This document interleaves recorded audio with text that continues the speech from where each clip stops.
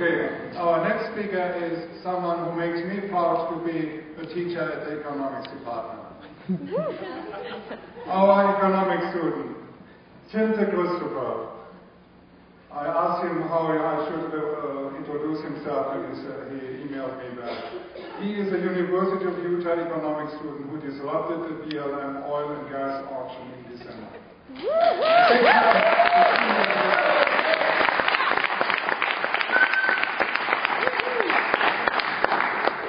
Thank you. Terry said that he wishes all of us and all of you could have the opportunity to stand with tens of thousands of other Americans and demand our rights and demand the change that we want to see. And luckily, we do have that chance. We all have that chance.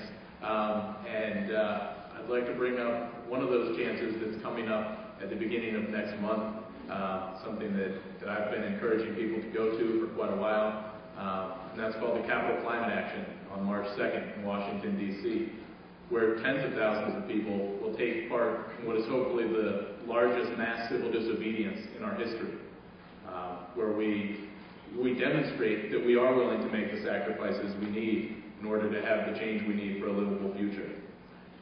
I had the opportunity last month to speak with one of the board members from the Earth Island Institute, and he had just come from a board meeting where they decided whether or not they were going to support this mass action. And they decided against it. They said that they didn't want to because they were afraid of this happening. They were afraid that it would become another WTO. They were afraid that people would get attacked and there would be tear gas and things like that. And they didn't want to be a part of it. Well, first I'd like to address that fear. That there has been a lot of effort put forth with this one to make sure that it is peaceful. All those who are going to get arrested, who are going to trespass on the coal-fired power plant, are asked to come in their Sunday best, to dress up in suits or whatever it is, to show that this is something we're taking very seriously, to show that we are not anarchists, that we are educated citizens, and we are going to work, and we are working for a better future in this country. They have coordinated very well with the authorities there to make sure that the authorities know what's going to happen, and have tried to set things up as much as possible so that it will be a peaceful demonstration, and that the authorities won't feel like they have to use force to get control over things. But I'd also like to speak to the other side of that. That what if it was another Seattle? What if people did have to put up with tear gas again, and people got hit with nightsticks or got arrested? Would that be worth it? Yeah. You know, what we're going to Washington to do is to demand that our leaders take enough action on climate change that we have a livable future. To demand that they do enough that our civilization doesn't collapse in the face of catastrophic climate change. So, is it worth it to get arrested? Is it worth it to be tear gassed? Is it worth it? Whatever it takes. And for me, I say yes.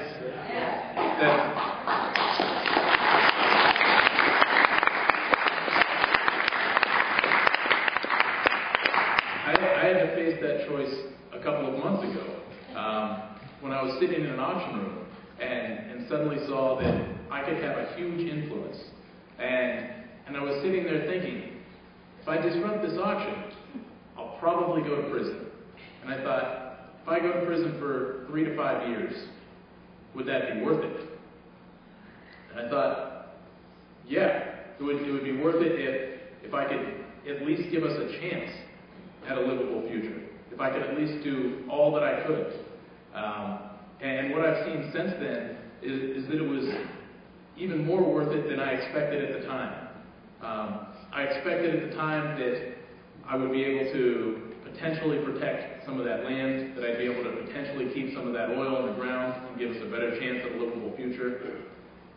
But what I've learned since then is that one sacrifice inspires others, and that by one person putting themselves on the line and taking a big risk, that it wakes other people up to the scale of the crisis, and it shows others how serious this is. For years, people have been asking, how serious is the climate crisis? And there are so many answers to that, and there is so much great evidence and great data of how serious this is. And we've got the largest body of scientists in the world that are 99% certain that this is the greatest crisis humanity has ever faced. And we can give all that kind of evidence and data and reason to people.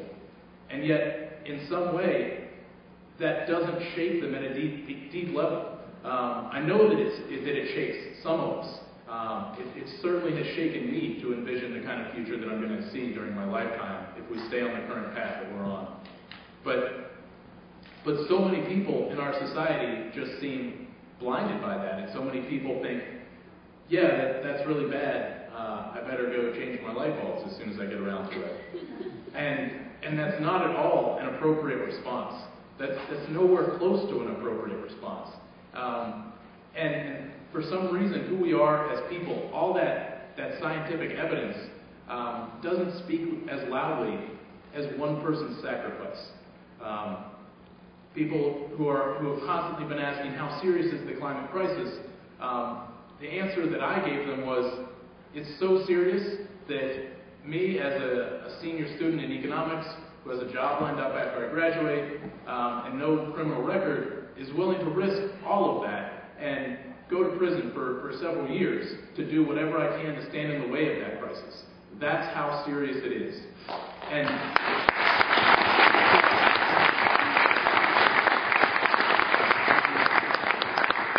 And slowly, that seems to be waking people up.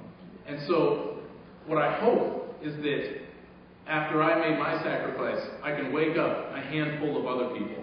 And those handful of other people can go out and do whatever they can do and make their own sacrifices. And that they, in turn, wake up everyone else. And that it continues to ripple. And that all those who are awakened find themselves so driven, so held to that ethical imperative, that moral imperative to act, that they cannot turn their back on it, in the same way that I couldn't turn my back on my opportunity a couple months ago. And so I hope that's what I see from all of you. We've started a new nonprofit group called Peaceful Uprising. We're trying to get students out to Washington, D.C., both for the Capital Climate Action and for the Power Shift Conference the weekend before that, which is the largest gathering of student environmental leaders from around the country. We've been raising some funds for that. We've got another fundraiser coming up next Saturday with myself and Soren Simonson, one of the city council members, and Terry Tempest Williams, who will be speaking to the question of how do we help our young people answer Barack Obama's call for civic engagement. And, for the first time in my lifetime, we're being asked to participate in our country. I was born the year that Ronald Reagan took office. So I've never been in a situation where we were expected to participate. And we were told that we have a role to play in our government. My whole life, we've been taught by everything around us that we're too small and we're too powerless and we're too helpless to really change our country and to really put ourselves on a new path. And for the first time, we're now being told that our job as a citizen doesn't end on November 4th because we voted. That we have to take action and we have to make demands of our government. And so we're coming together next week to try to paint a picture of what that really looks like. What the role of a citizen should be. What an active citizen really is and what engagement in this country really means. And especially what level of engagement is required by our climate crisis right now. So I hope that all of you can join us for that event. I hope that all of you can join us in Washington, D.C. And I hope you can all join us in the uprising that is demanded by our current crisis. Thank you. Normal lives and pretend that everything is okay for the rest of the week is no longer sufficient. We've reached a point where we need to start day in, day out, refusing to participate in a system that threatens our future. And it means being a part of everything that goes on around us, everything that happens in this state. I applaud your comment. You're absolutely right. Terry said that what's required to make a difference, or what's required to be an activist, is to show up. And I think that's what you're saying there, that we need to show up every time. We need to constantly show up. And I would add one thing to that. The other thing that's required to be an effective activist is to believe that we're not helpless, to believe that we are effective agents of change, and that we do have the power to create the world that we want. And when we believe that, the opportunities to make it happen will present themselves.